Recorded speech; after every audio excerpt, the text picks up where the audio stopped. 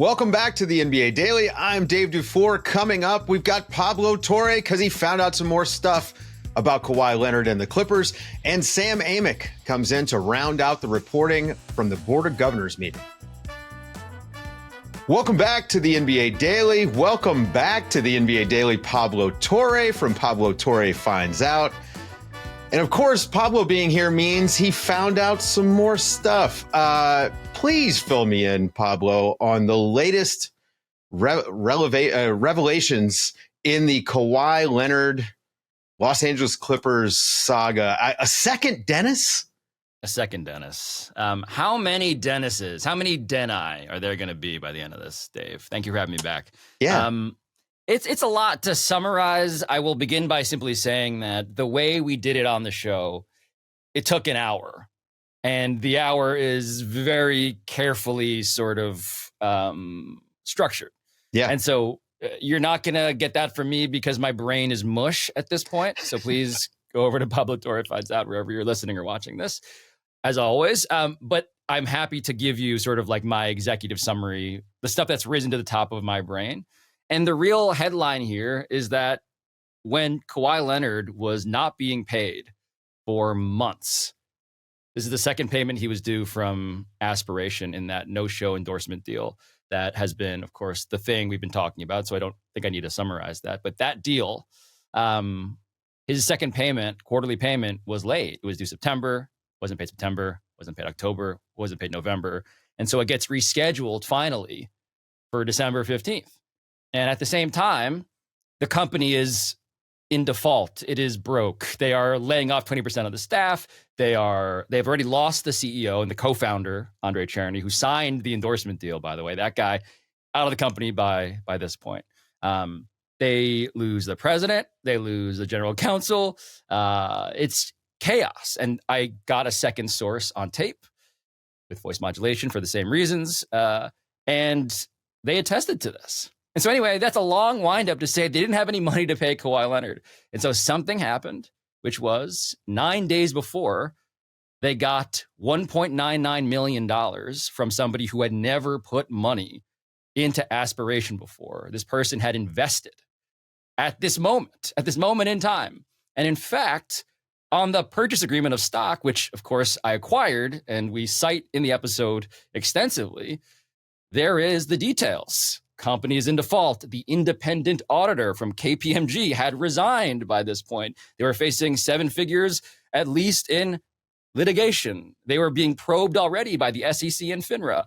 And so this person puts in $1.99 million to get, at this point in the company's story, 0.072, I believe, % of the company, which is to say none of it really makes sense. Yeah. Until you realize, as we did, that this company, the registered agent for it, the guy who signed the purchase agreement, is a guy named Dennis. And it is a different Dennis, to your tease earlier. It is a guy by the name of Dennis Wong. And I didn't know.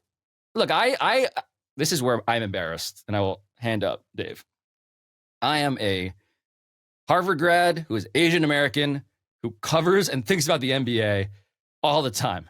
And I did not know that Dennis Wong was the vice chairman of the Clippers. Me either. I didn't know he was the only part owner besides Steve Ballmer. 99%. This is a bit of news we also reported in the episode that got sort of folded into all of it. Ballmer has one LP, one limited partner. It is Dennis Wong. Dennis Wong is the alternate governor. He was at the Board of Governors meetings this week alongside Steve Ballmer. And the thing about Dennis Wong is that Dennis Wong is also Steve Ballmer's college roommate at Harvard. And so that guy happens to be the guy who puts in just enough money 9 days before Kawhi Leonard, a critical obligation financially, and we have the cash forecast document from Aspiration to verify that, to say, that's interesting. What was your reaction to finding this? We've spent the last week listening to people talk about smoking guns and burden of proof and all these things. I mean, if we're going to call something a smoking gun, this is about as close as you get. Yeah, it's rare to have documentation on every level that I just described. Literally documentation, bank statements for the month of December, and then previous cash forecast, stock purchase agreement, signatures, budgets. It's rare to have that level of visibility, that level of, you may even call it smoke, escaping a choose your metaphor, right? What level of firearm this is? I don't know. I think that's the debate, by the way, is like, is this a nuclear weapon? Is this whatever? Anyway, the point being that I think that when I think back to like just how to describe this, it felt like the thing that was too high a bar to clear that we wound up clearing with a level of clarity that you just don't get. Yeah, well, you normally don't circumvent the league rules with so much documentation, you know? I think we all think of this more of a grocery bag full of cash situation rather than let's involve the lawyers and get this all on paper. Have you heard any response from the newest report that you've put out from the Clippers or the NBA? So we, in the course of how we do our show, we gave the Clippers multiple rounds of interview requests. First, they knew generally what we were doing. And then secondly, in the second round, we gave them the specifics about what we were going to publish. So they're aware. They were aware. They gave us a statement in regards to the first one, and that's quoted in the episode. It was a house of cards. Steve and many others got defrauded. The second round of details go out in which we say a lot of the things that you've just heard and more in this podcast summary. And they did not comment again. So take that for what it's worth. You know, there's an investigation ongoing. I don't expect them to go back and forth with me. In fairness to them, by the way, if you're the Clippers comms person and your job now is to listen to me as I like travel around the podcast ecosystem, just know I have sympathy for you. This must be a nightmare as a comms person who I am guessing was not in the loop. Just being generous here. I'm just guessing that they weren't in the loop on the intricacies of this, because God knows the stuff that I reported, I wasn't totally aware of when all of this was popping off initially. So look, there's just a lot going on. The response, though, to your question, NBA hasn't reached out. The Clippers haven't heard since they got to listen to it. So we await and encourage any amount of commentary. I mean, you said in your latest podcast, Adam Silver did not address the initial report at the Board of Governors meeting. The owners did have side conversations about it with Adam Silver, and he talked to the media after the Board of Governors. And you know, he answered some questions, and then he made a statement. I want to read it. The burden of proof is on the league if we're going to discipline a team, owner or a player. As a matter of fundamental fairness, I would be reluctant to act as if there was only an appearance of impropriety. The public at times reaches conclusions that later on turn out to be false. What do you think about the way Adam Silver addressed and answered those questions? He has a hard job too, is my first thought. I think in front of him is a decision that's probably going to shape his tenure. And I'll just say that with a level of not like hubris, hopefully, but just like at this point, finger in the wind, what kind of a story is this? I think this is complicated, and it speaks to some of the key economic issues, not merely just like the scandal tabloid stuff. It is kind of a perfect storm of there is the tabloid scandal sort of like fascination. Lots of non-NBA fans care about this, which metrically we have experienced, as I'm sure you guys have as well. It's kind of mind-blowing in that regard, frankly. For cap circumvention and carbon offsets, like that's that kind of story that's gotten this attention. But then I think it speaks to the economic proposition of like, what does a commissioner even do here? You know, like I want to move beyond just like the ethical judge and jury part, because it's not about moralizing to me. At this point, this is about what do people do here? And so for me, my understanding, and by the way, it's just one of these delicious sorts of like side plot details. that Steve Ballmer's on the audit committee for the NBA, which we also reported in the episode, which is his job is to manage transparency communication from the financial perspective for the board of governors. And so here is this guy talking to the room, the big room at the board of governors, I am told. And this is also the context for that. I say all of that to say that when it comes to what a team spends and how it's capped, how it's regulated via second aprons and so forth, of course, you have the frustrations historically from small market teams. Mm-hmm. You have the frustrations from large market teams. You have the frustrations from teams that are owned by public companies, effectively. You have the frustrations from teams that are run by people who are rule abiding. And I think there are probably some out there, just to be generous again. So in that context, but also that cynicism, I think it's important for people to realize that what you spend has actually an effect on the most important economic aspect of the league. Like, what are these teams valuated at? Right. What do they spend to get that, whatever, fill in the blank $1 billion thing? So my point is, if a commissioner does not have this as sort of like number one, almost nightmare scenario, on top of the press stuff, on top of the subplot stuff around and by the way, there's so many other branches of this, but in terms of just like, what would the board of governors want to talk about? What did they not talk about in the big room? I think a lot of it has to do with the economics of the league itself. When you consider that the timing of this coincided with the Clippers building the new arena and the importance of Kawhi being visible for that, and the entire Paul George situation also tied into that. I read a story by Bruce Arthur, who covers the Toronto Raptors, and he talked about the 2019, the recruiting process of Kawhi. And listen, it's not exactly the same, but this stuff rhymes. And then when you consider that the Clippers had a history of doing this, 2015 with DeAndre Jordan, as you've laid out, through citing all the other reporting, it feels as if the league, they're in this position where they're now backed against a wall. When you're talking to people around the league, whether it's executives or team owners or whoever, does punishment come up when you guys are talking? All the time. All the time. And look, it was funny. In the episode we did, the second episode we did, which was an argument with Mark Cuban, he was team Ballmer, I was team shitting bricks. I think today, as we talk, I feel pretty good about the size of the bricks, let alone their density.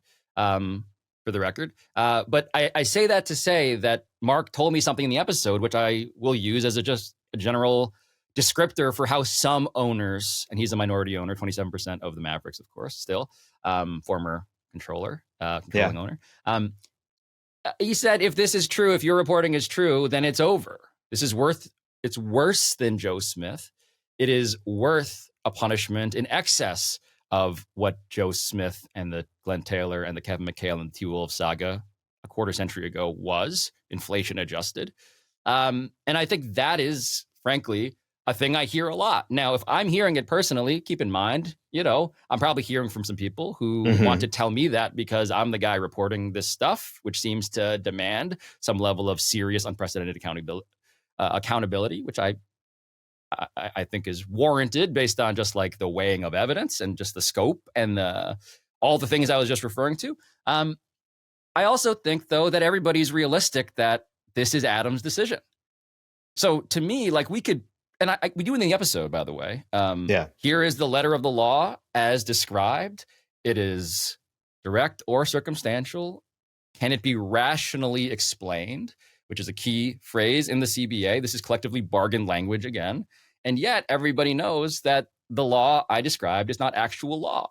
It is the judgment of one man with some input, of course, from his legal counsel and his outside law firm. And of course, he'll talk to every owner and he'll put his finger in the wind for PR and all that stuff. But make no mistake, this is a decision that will be Adam Silver's tenure-defining decision to date. It's kind of interesting, right? The rhyming of it. Yeah. So I don't want to be so big picture here because I'm gasbagging so much with you, and thank you for the indulgence on this. Yeah, of course. Adam, the first thing he did, Dave, was what? What was his first tenure-defining act when he came in as a Donald Sterling, yes. right? Yes. So Adam takes over, and the bad guy, Donald Sterling, he is ousted And Adam gets that credit. And he brings in Steve Ballmer, the good guy. Good guy replaces bad guy. This same franchise now, the rhyming of it, the guy who came in, the richest owner in all of sports, by far the guy who could buy the rest of the NBA, basically, and pay all the salaries, buy the league if he wanted to, $150 billion if he wanted to. But that guy now ends up threatening his same tenure if he doesn't act in a way that I think meets his responsibilities as the commissioner of the league. And so the question again for Commissioner Silver, who I respect, who I think is smart and I think is reactive. Let's put it that way. I think he's very reactive. I think David Stern was far more proactive. I think Adam is reactive, and we're living in an era maybe in which that is demanded because it's the internet, blah, blah, blah, blah, blah. We have to, I'm sympathetic to just like the pressure points on a commissioner. But his job is to figure out the answer to this. And so now we have this rhyme, right? Yeah. Same franchise, good guy. Now, how do you rule against him? Yeah, and Adam Silver has to deal with much more PR fallout than David Stern ever did. I mean, it's just a different media environment as well. I mean, the fact that he has to answer questions every single day. If you were going to rank the evidence, what are the top 3 smoking guns, let's say, the things that point to you that there's impropriety happening and that the Clippers are circumventing the salary cap? Yeah, so I'll frame this by saying, as I try to buy time to rank the 3 things, which is very, very hard, because I've done now 4 hours of reporting in terms of just podcast episodes that are like shaved down to as much bone as we can. I should frame this by saying my view, based on the evidence, and I think this is empirical and frankly indisputable and inarguable, is that at this point already, right, I took 7 months to do all of this stuff to get to this point in terms of just like what's here and what does it mean. I believe that this is orders of magnitude different, more severe in terms of what punishment is required than the Timberwolves. So I say that for this reason, right? Glenn Taylor has a side deal on paper with Joe Smith. It's off to the side, and that's kind of the scheme. With Steve Ballmer, what we are reporting is that this is the 3rd investigation in 10 years. 2015, there was a punishment. 2019, there's investigation. Cardinal sin, that's Adam's framing around this, but no evidence, so no punishment. And now we have an investigation in 2025 that speaks directly to 2019. Same characters, same premise. And now the league is reckoning with, this is not merely a one-off out of nowhere. This is a 3rd investigation. So I just begin with that. And then you get to what's happening. And so, frankly, the number 1 piece of documentary indicting evidence is the Dennis Wong story. And that's because, to me, it's a level of clarity that we just have not seen before in terms of the paperwork. So I don't want to even rehash that. I think, Dave, you get that intuitively. I've talked about that at length. But that's just like, 9 days later at a time when he had never invested in the company before, blah, blah, blah, blah, blah, blah, blah. I just don't, frankly, I welcome, and we reached out to Dennis Wong, to Dennis Wong's daughter, who worked at Aspiration, which is a meaningful detail, as well as everybody else, didn't find or hear anything resembling an explanation. And I welcome that. Can someone please explain that to me is one thing, because maybe I'm missing something, but I don't think I am. So that's just the first thing. The second thing, though, to just go big picture, is the fact that this deal was never announced by anyone. So I'm open to all of there was a secret side deal brokered by Uncle Dennis directly with Aspiration and the Clippers. No one at the Clippers knew, even though, of course, Steve Ballmer tells Ramona Shelburne that he was the one who made the introduction, and there's documented email introduction in November of 2021. At that point, we're led to believe that whatever happened was Kawhi and the sponsor, Kawhi and Aspiration. The fact that it was never announced, and the fact that, and I'll fold in as a B bullet point, A and B, that he was paid a total value of $48 million to do nothing. And in exchange, timeline-wise, Steve Ballmer had previously put in $50 million, and no one ever knew publicly about any of this. The question I would have is why? And I just haven't heard a good explanation for why the sponsor, Aspiration, would want no one outside to be aware that there was anything resembling a deal when they already had a deal with the Clippers. So anyway, I think that's the second one. Geez, I feel like that's 2 and 3. I think I'll put as a bronze medalist. I think, I think it's the fact that and maybe it's just this, and Kawhi actually did nothing. Right. I don't know. I just throw that in there too. He did nothing. He actually didn't do anything. So I'm open to, you can have a sponsorship deal with a team sponsor. That is normal. It is not normal for it to be $48 million, and it is especially not normal for it to do nothing. With the only out, by the way, in the contract, which again I understand exists in normal deals, but the only out for the aspiration side to be if Kawhi doesn't play here anymore. So anyway, in some order, I begin with just that stuff. But the Dennis Wong thing to me, once you realize who he is and how he is the only person Ballmer trusted to own a share of his team, I just don't see how you explain this in a way that doesn't directly indicate that this thing is actually vast and sophisticated and purposeful and designed actually to not get caught in the way that a 2019 sequel investigation might try. And I think they accomplished that, if not for the fact that, the company that they partnered with to deceive the NBA ended up also scamming Steve Ballmer and lots of other people. I think that's the reason why we're talking today. Before I let you get out of here, because I'm sure that you still have more to do on this story, what message? I'm tired though, Dave. Oh man, I'm expecting 2 more parts to this story. So I gotta do some I gotta remind people that this is an unsustainable pace. That I gotta see my daughter. That there's non-NBA stuff that I gotta do on the show. Well, you had the streaker story, by the way, which also fun. We had the greatest streaker of all time as an interview. That was a Tuesday episode. Followed it up with this. And we just got to get back to some other stuff for a while. But I do think that, of course, I'm interested if anyone out there has anything to help me with. But I also want to be clear that, to my point, it's just hard to do. And that's why when people say, how could they be so stupid? I don't think they were that stupid. I think they made a stupid key mistake.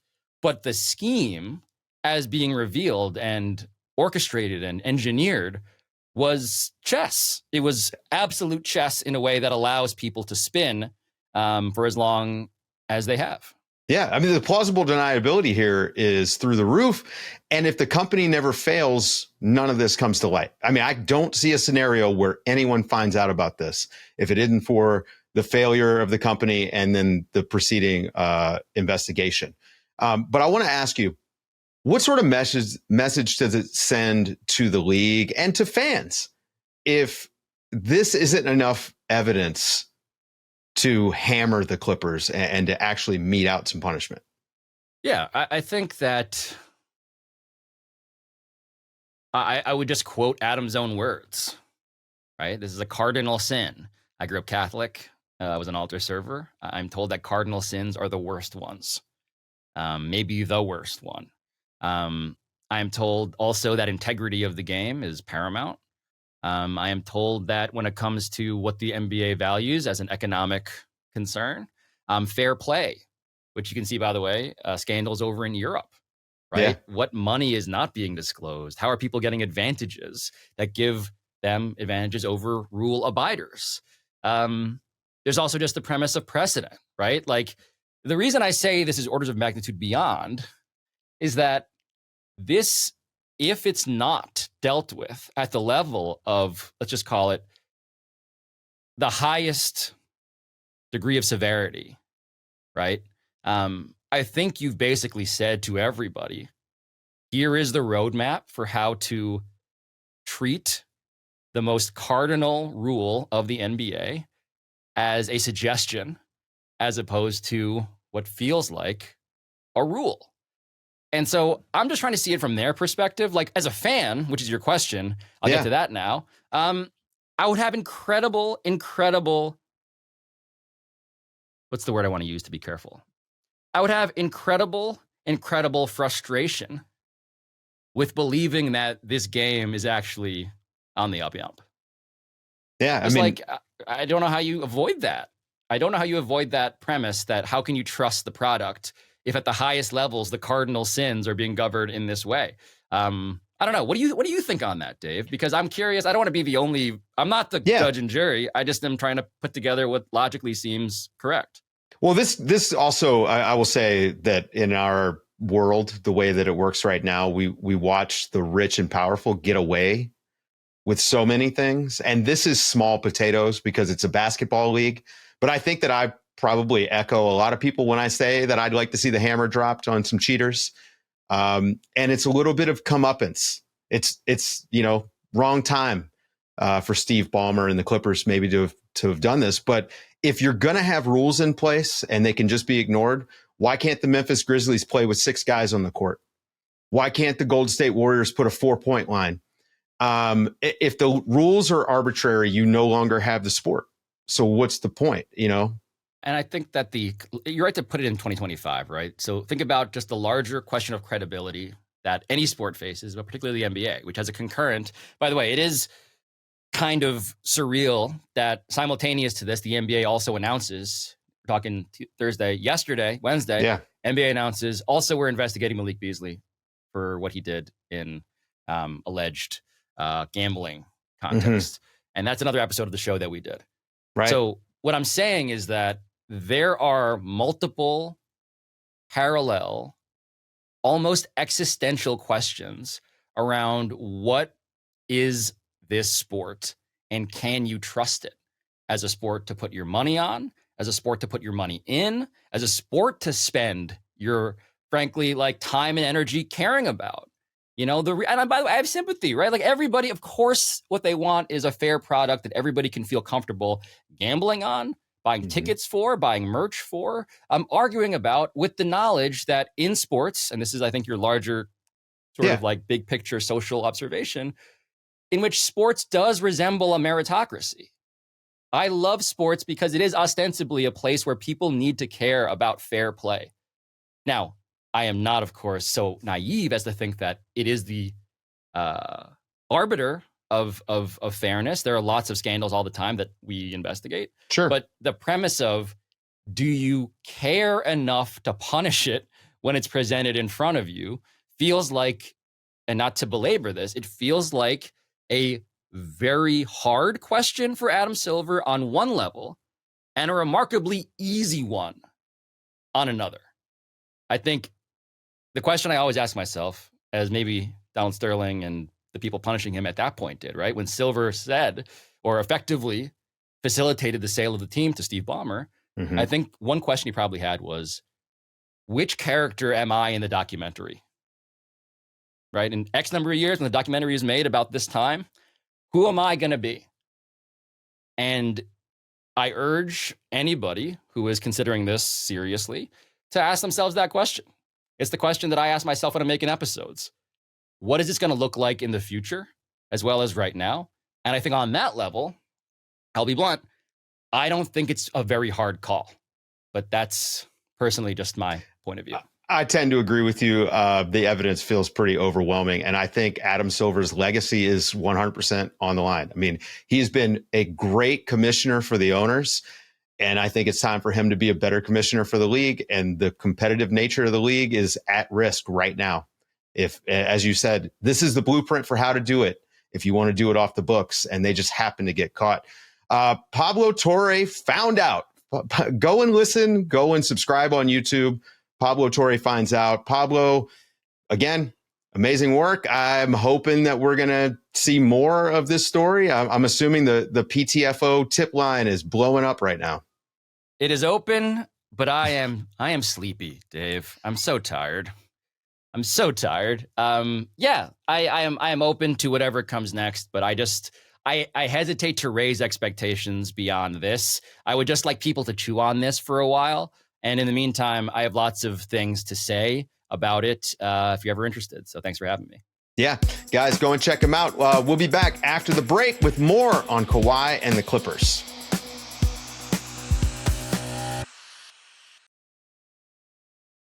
The Kawhi Leonard Los Angeles Clippers saga continues. It's the biggest story in sports. Here to talk about it, Sam Amick, our senior national reporter at The Athletic. Sam, the Board of Governors met yesterday. Did anything come out of it? Anything new? Yeah, I mean, thanks for having me, Dave. As always, tough act to follow with you having Pablo on in more ways than one. He's on a hell of a heater here. To me, the BOG was certainly from a human standpoint, just insightful, enlightening to get eyes on the guy who obviously runs the entire NBA and Adam Silver, and to kind of put your humanist hat on and study his body language and study his words and study his messaging as he stood up there in front of the reporters and faced questions about this situation for the first time. You and I were chatting a little bit ago off air, a little bit about how, I tried to give my perspective with a column that night after the press conference. And it's probably telling that, I tended to gravitate towards some of the things Adam said that might have signaled a willingness to be tough in this situation. And then, had a lot of folks, colleagues and readers who didn't agree and thought that he came off as pretty soft, which, as we know, has been his kind of reputation over the years. That's the substance, was to at least get a sense of how he is going to play this. Now, to drill down on that a little bit, to me, one of the central questions here that did get highlighted was how he saw the process and, the burden of guilt as it relates to, for one, is it on the Clippers to prove that they're innocent or the league to prove they're guilty? He essentially said it's on the league.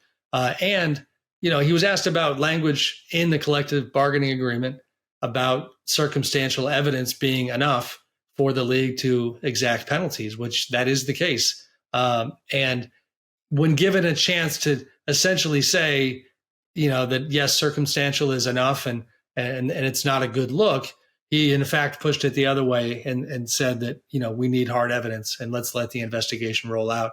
So little did Adam know that hours later, of course, Pablo was going to drop even more information that makes this mountain of evidence, even larger, the optics even worse, and the hole even deeper for the Clippers at the moment. I mean, I watched the press conference. I thought a lot of it was PR speak for a guy who, what is he going to say? There's an investigation ongoing. I don't think that there's a lot he could say, but the stuff that stood out to me, and it's in your article over at The Athletic, he said, my powers are very broad. The full range of financial penalties, draft picks, seized, suspensions. I have very broad powers in these situations, essentially saying that the buck stops with him. Now, this is a different tone than we normally hear from Adam Silver. Like usually, like you said, his reputation, at least publicly, is he's very player friendly. He's obviously been owner friendly when you consider how many billions he's made for these team owners over the course of his tenure. But that to me stood out.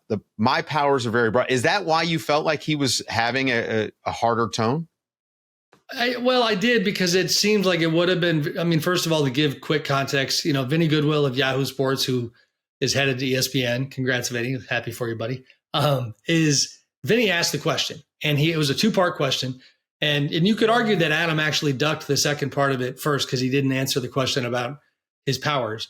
When Vinny followed up with saying, can you highlight, the scope of your powers?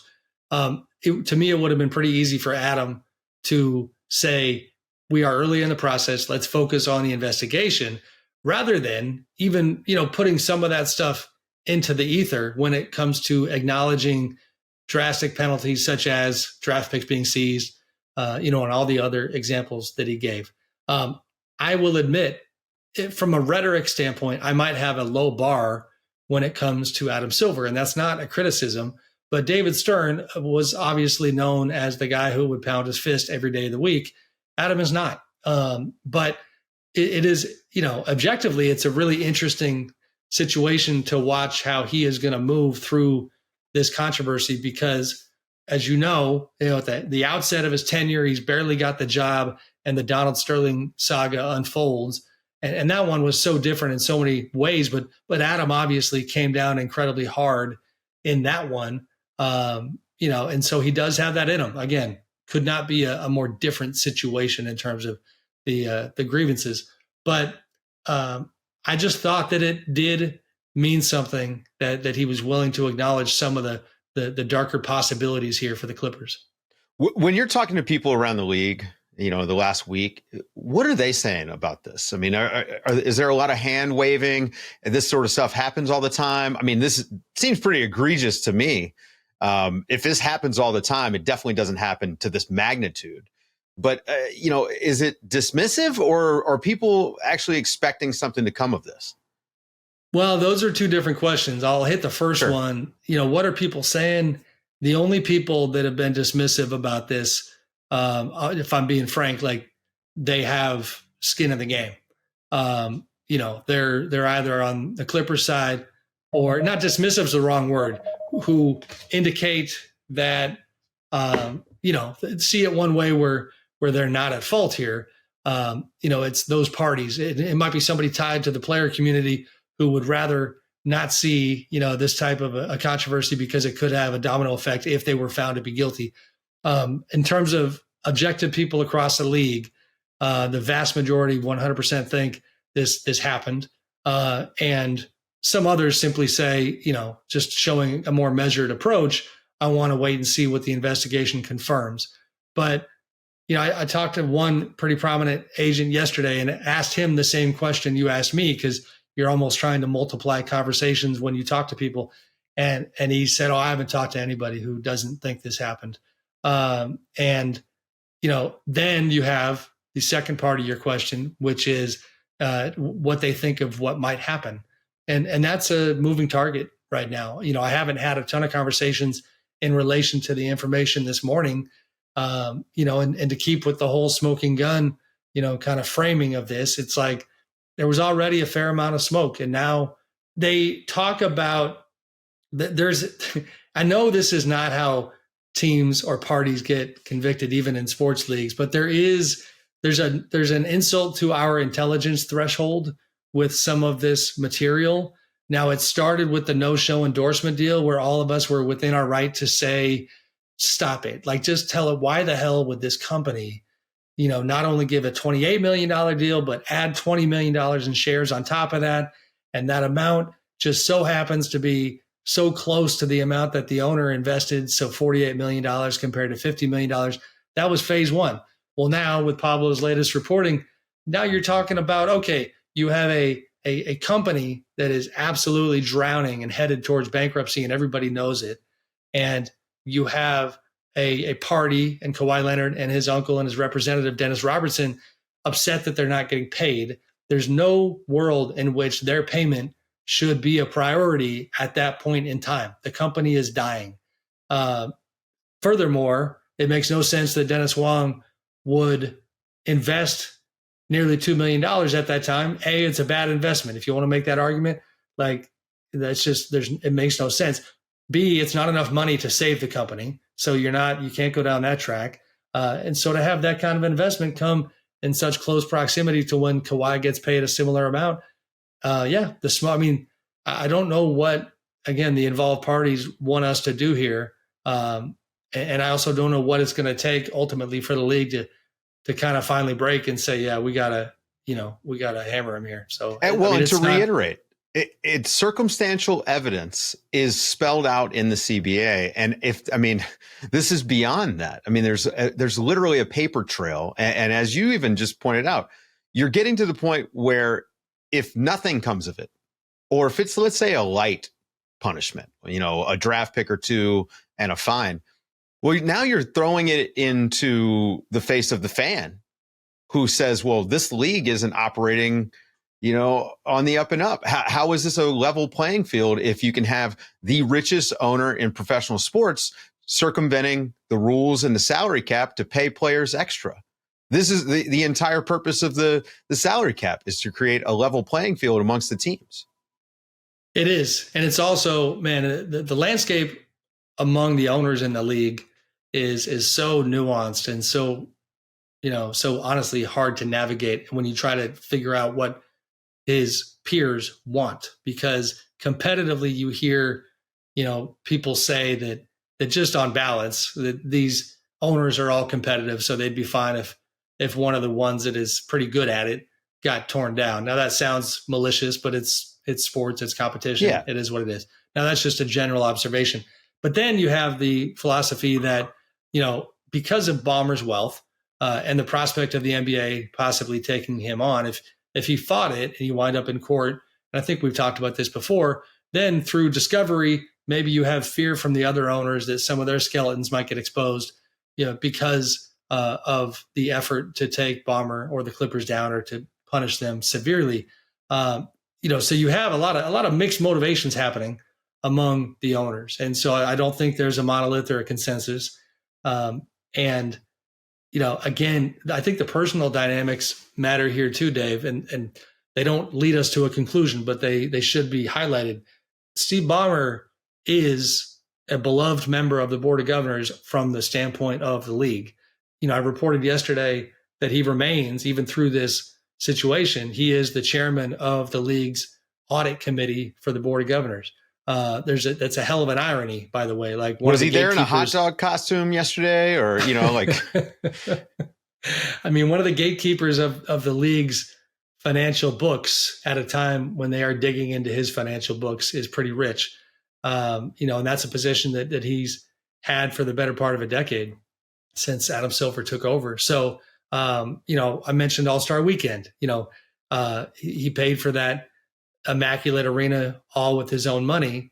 And so he is a guy who has been a wonderful steward for the Clippers and for the NBA. And so, again, to go back to the unavoidable Donald Sterling comparison, you don't have allegations of racism or inappropriate treatment to human beings. You don't have allegations of being thrifty and not being willing to run a team in an A-level kind of way. It's quite the opposite. So as far as the personal relationships here, I'm sure Adam is frustrated that he has to cross this bridge, but that's what the job is. And as a quick additional comment, I talked to somebody yesterday about this. And again, I'm a sucker for just trying to understand the people involved. Adam would never speak on this, but man, I got to imagine that he's just utterly exhausted by Kawhi Leonard creating so much work for him during the course of his tenure. Because if you take a moment to tie this into the load management era and all the questions that came Adam Silver's way and the league's way regarding the way that the Clippers handled load management, it's just like Kawhi has been a thorn in his side to some degree for so long now, and we'll see where it all goes. For a guy that doesn't really play a lot, he certainly requires a lot of attention. What's the worst that could happen here? I mean, and we're going to spitball, but what's the worst? I mean, do you feel like the NBA could force Ballmer to sell? I have not had people bring that prospect up, maybe because of the kind of built-in Adam Silver skepticism. The second you asked the question, my first, stream of consciousness thought was the voiding of the contract is certainly within CBA rules. That is one of the options.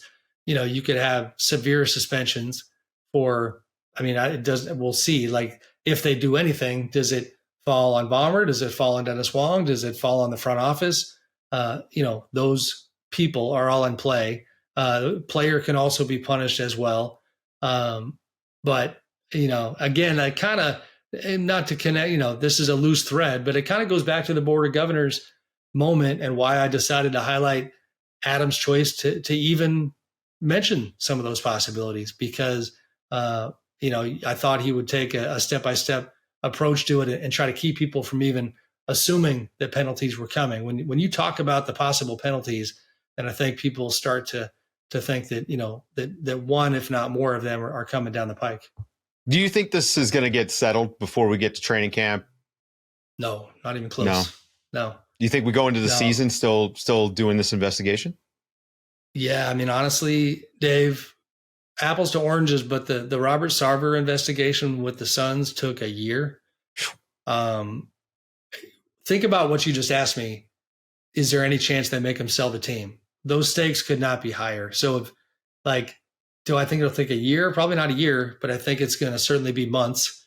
And this law firm that they hired, they do a lot of their work. But it's, everybody I've talked to, it's an extremely serious law firm that digs in a major way. Like the way Adam described them was, that they pulled out the big guns for this one. So I don't know the exact timeline.